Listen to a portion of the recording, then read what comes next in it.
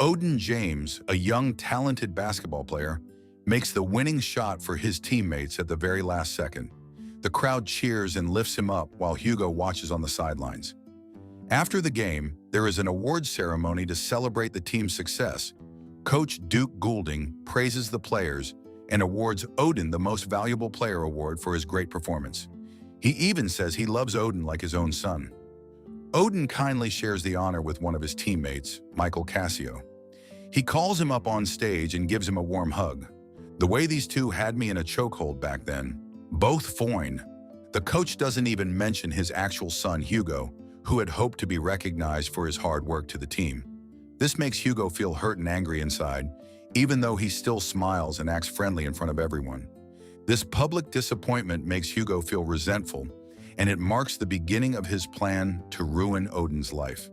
Shortly after, at a party celebrating the team's victory, where students dance to music and enjoy themselves, Hugo approaches Roger Calhoun.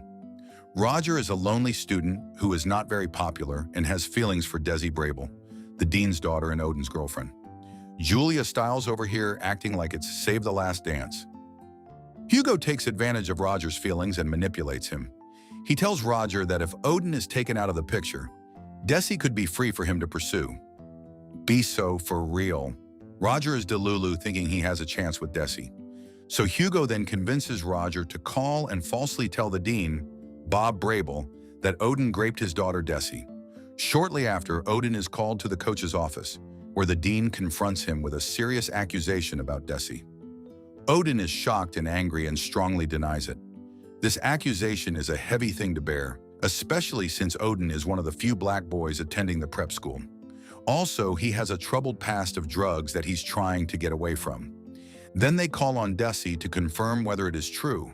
However, when she arrives, she defends Odin and tells her father that she and Odin have been in a consensual relationship for 4 months and that their relationship is private and not his business.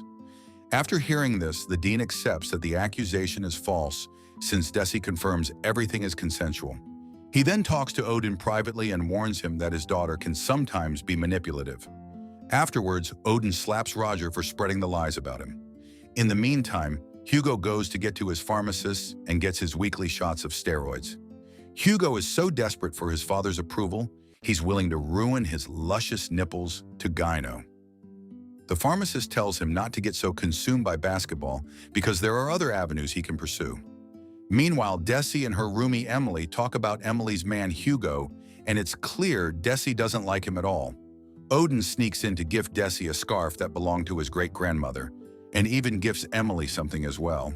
And then the two get naked while Emily is still in the same room. Oh, hell no. Then they have a really weird conversation about Desi being able to say the N-word. She says she should be allowed to say it because her people invented it. Someone slapped this girl into next week because we already gave her a pass for her terrible dancing in Save the Last Dance.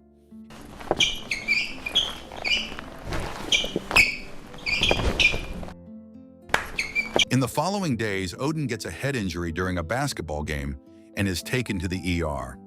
Everyone is there, and Desi is already tired of Hugo's smart mouth. Luckily, Odin is just fine, so Coach Duke is elated, and this makes the little bitch boy jealous. Even Emily is a little jealous, but more so because she likes how Odin treats Desi.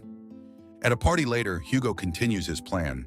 He causes a fight between Roger and a very drunk Michael. The fight turns violent, and Roger is injured in his fupa. Because of this, Michael is suspended from playing for 2 games. Later that night, Hugo wonders if his father would have benched Odin if he was the one who got into a fight. Coach Duke stays silent, and that's all that Hugo needs to know, that his father would never bench the star player. This only fuels Hugo's daddy issues. Odin becomes angry with Michael and refuses to talk to him for a while. Hugo uses this situation to his advantage. He tells Michael that the best way to return to the team is to get Odin's support, and he suggests that Desi can help convince Odin. Michael decides to hang out with Desi during a game, and while they cheer, Odin seems suspicious that Michael is eating Desi's kitty cat. Afterwards, Hugo casts more seeds of doubt in Odin. He tells Odin that Michael and Desi have been spending a lot of time together and suggests that something suspicious might be going on between them. He specifically says that white girls are sneaky and white people tend to stick together. At first, Odin does not believe anything, but every little thing starts to make Odin paranoid. When he saw the two together on campus, he starts to imagine the saltine crackers making a white Oreo. At one point, Odin even asks Desi directly about it. Desi reassures him that she loves him and is only helping Michael as a favor to get back on the team. When they leave Desi's room, Desi drops the scarf and Emily notices it. She takes the scarf to Hugo as a way to get some romance from him. So, Hugo thanks her in a very special kind of way. He puts the scarf in her mouth and they start doing the nasty.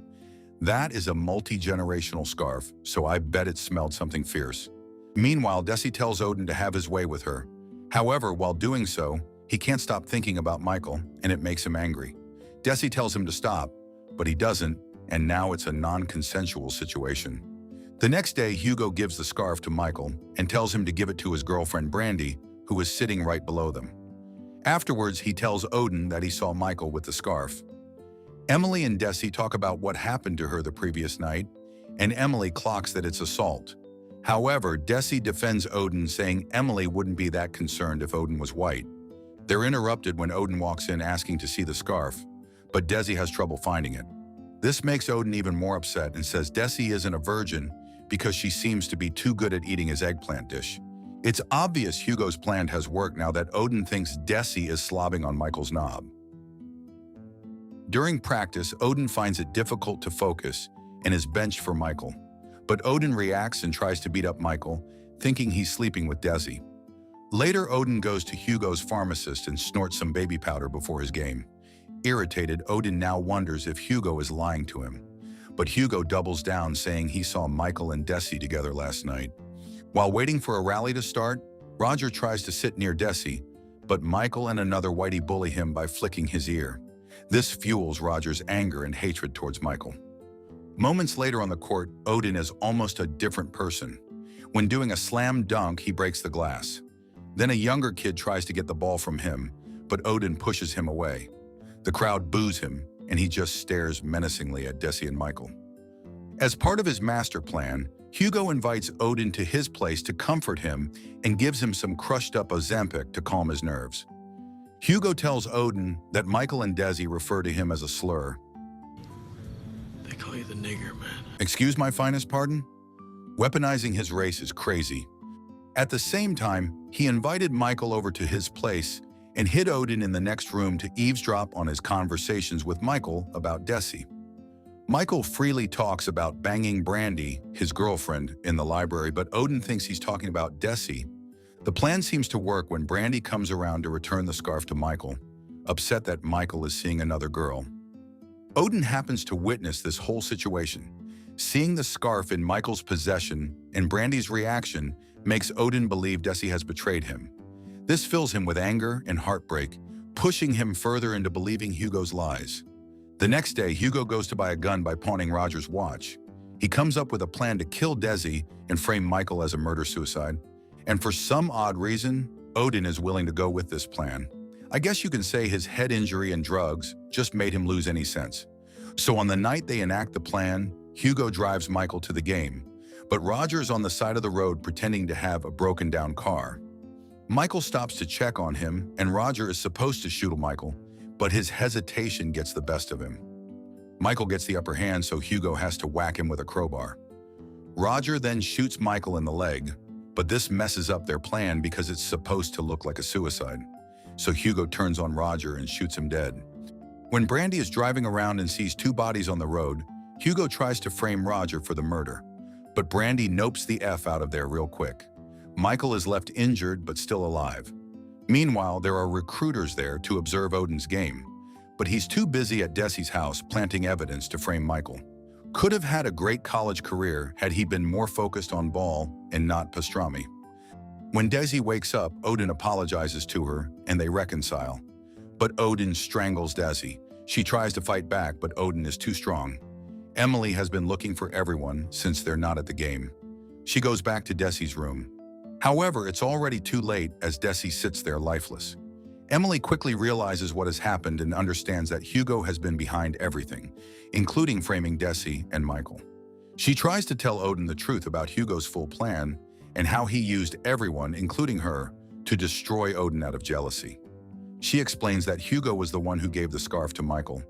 Before she can finish explaining, Hugo shoots Emily.